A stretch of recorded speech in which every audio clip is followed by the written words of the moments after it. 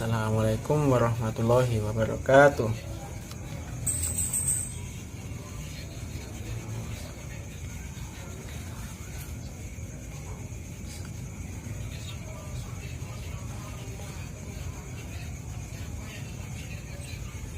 Al-Fatihah.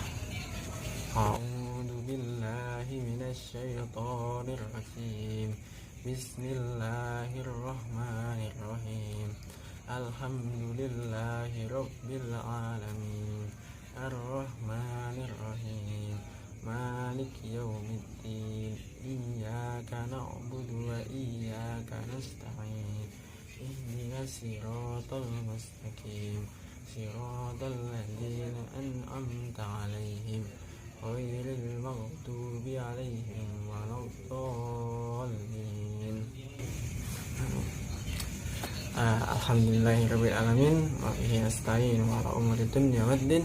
Wassalatu wassalamu ala asrofil anbiya'i wal mursalin wa ala alihi wa ashabihi ajmain, amma ba'du. Alhamdulillah, pada kesempatan kali ini kita masih diberikan kekuatan dan kesehatan untuk bisa melakukan dan mengikuti pembelajaran Al-Quran Hadis secara daring ini ya.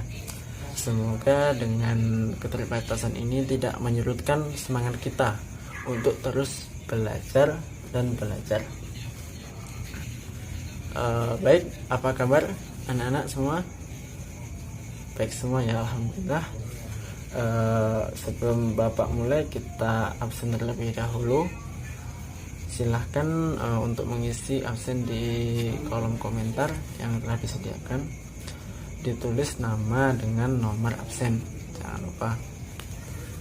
Nah, sebelum masuk ke materi hari ini, saya ingin mereview materi minggu kemarin. Saya ingin mengetes apakah di rumah ini belajar atau enggak. Apa pelajaran kita yang kemarin? Ya, benar sekali. Kemarin itu kita belajar mengenai hadis, atsar, dan khobar ya. Kali ini kita akan fokuskan pembelajaran atau fokus materi kita kepada hadis, yaitu mengenai unsur-unsur hadis. Kenapa kita belajar unsur-unsur hadis ini? Nah,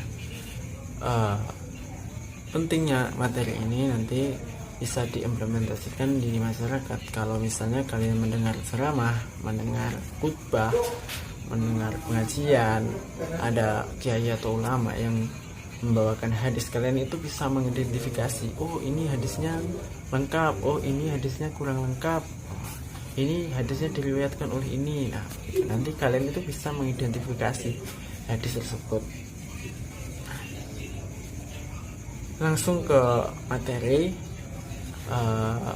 Sebelumnya Bapak minta untuk adik-adik semua atau teman-teman semua mengamati gambar yang ada di belakang. Nah, silakan diamati selama 5 detik, dipahami dan diamati ini gambar apa ya. 5, 4, 3, 1. Nah, sudah. Silakan berikan tanggapan ya, atau berikan tanggapan mengenai gambar yang di belakang.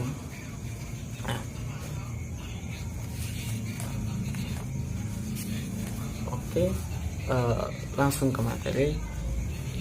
Kalau berbicara mengenai unsur-unsur hadis, nah ini erat kaitannya atau ada 3 yang paling pokok. Karena cuma ada 3. Yang pertama itu ada sanad, yang kedua itu ada matan, dan yang ketiga ada rawi. Nah, nanti kita akan bahas satu persatu. Kita pahami satu-satu, kita kasih contoh, nanti teman-teman bisa paham. Kita mulai dulu dari yang sanad. Kalau sanad sendiri ini diambil dari bahasa Arab. Secara bahasanya itu dari kata al-mu'tamadu, yang berarti yang menjadi sandaran. Nah, dalam istilah ilmu hadis sendiri, sanad ialah rangkaian urutan orang-orang yang menjadi sandaran atau menjadi jalan suatu hadis itu sampai kepada Rasulullah SAW.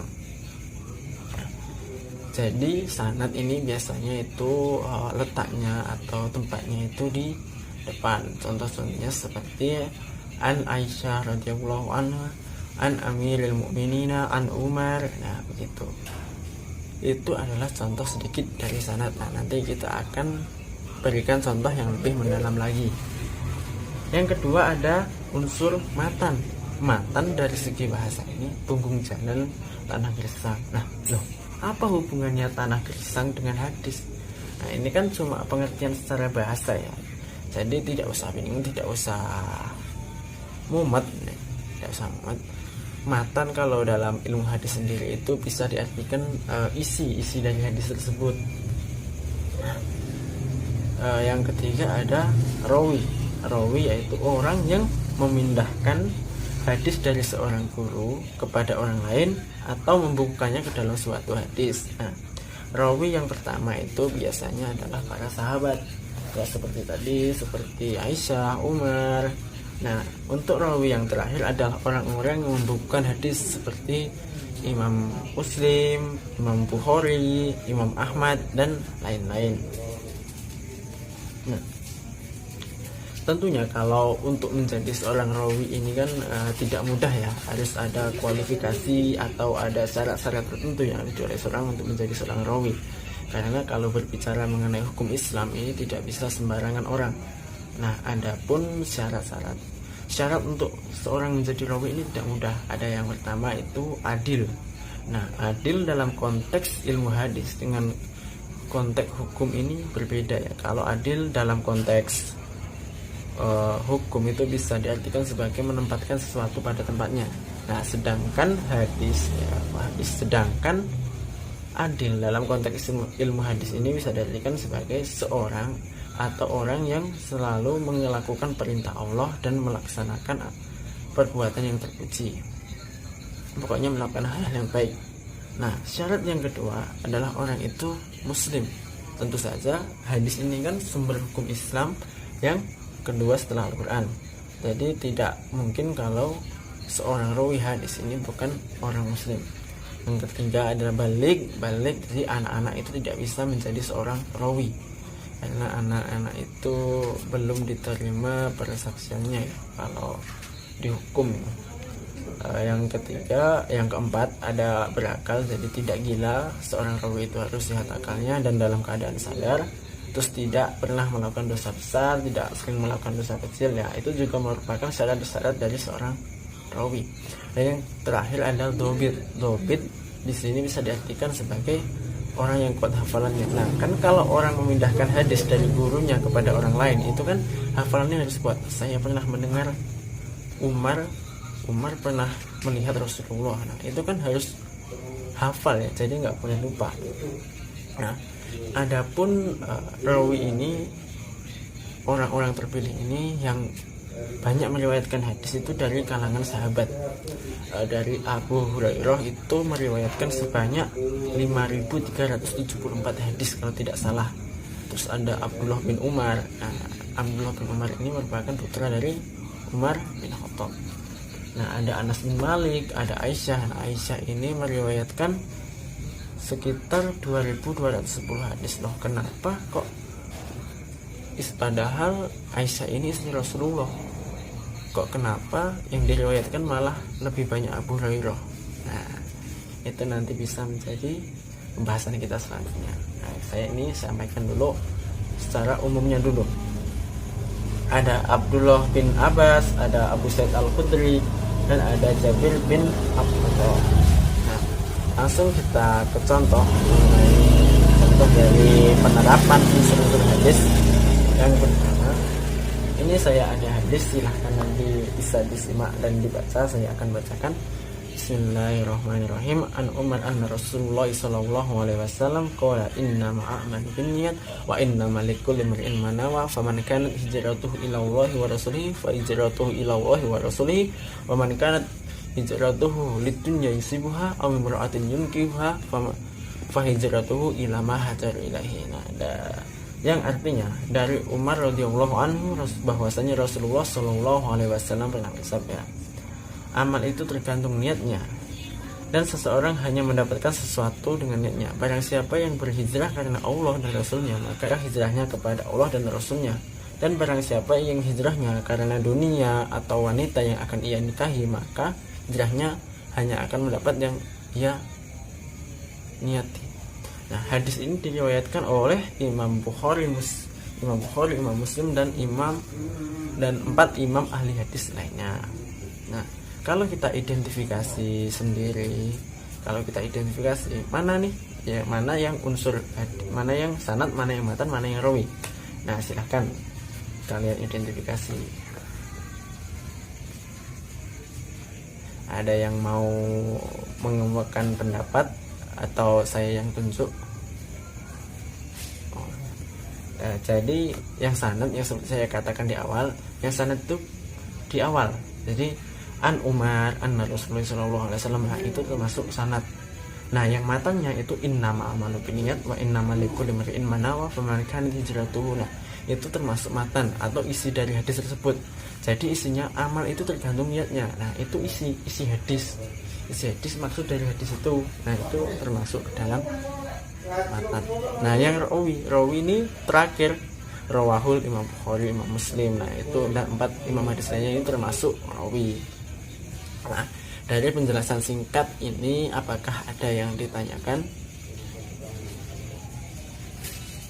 Oh, ini ada yang bertanya dari Reza Azen nomor 16, bertanya mengenai Pak, apa perbedaan hadis dengan sunnah? Nah, jadi kalau kita lebih mendalaminya lagi, sebenarnya hadis dan sunnah ini dekat ya maknanya ya. Kalau hadis itu apa-apa, segala perbuatan, ketetapan, perkataan, takrir Nabi itu yang takrir Nabi. Nah, kalau sedangkan sunnah ini juga perkataan, perbuatan, dan ketetapan Nabi yang biasanya mengandung hukum. Nah, nanti kalau hadis ini ada hadis mutawatir, ada hadis sahih, ada hadis ahad, ada hadis dhaif.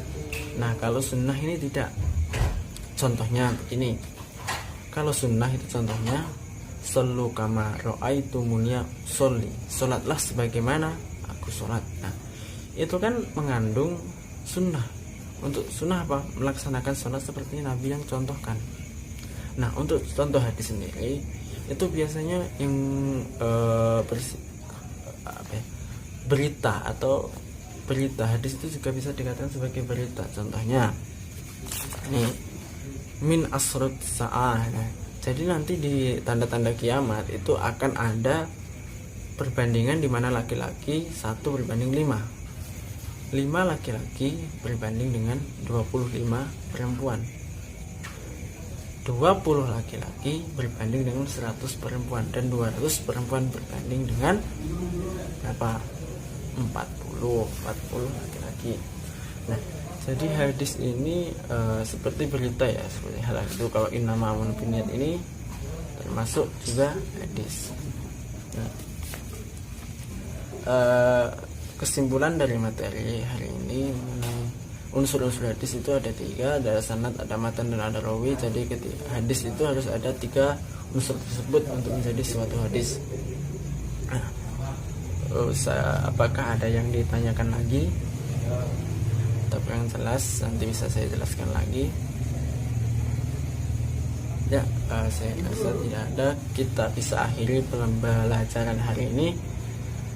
Tetap semangat dan jaga kesehatan di rumah, jangan lupa belajar. Untuk tugasnya nanti teman-teman bisa cari hadis, terus nanti dianalisis, nanti dikirimkan, difotokan ke WA ya, nanti dikirimkan secara pribadi, dikirimkan ke saya untuk minggu depan ya. Jadi santai aja. Oke, saya rasa itu, kurang lebihnya mohon maaf. Assalamualaikum warahmatullahi wabarakatuh.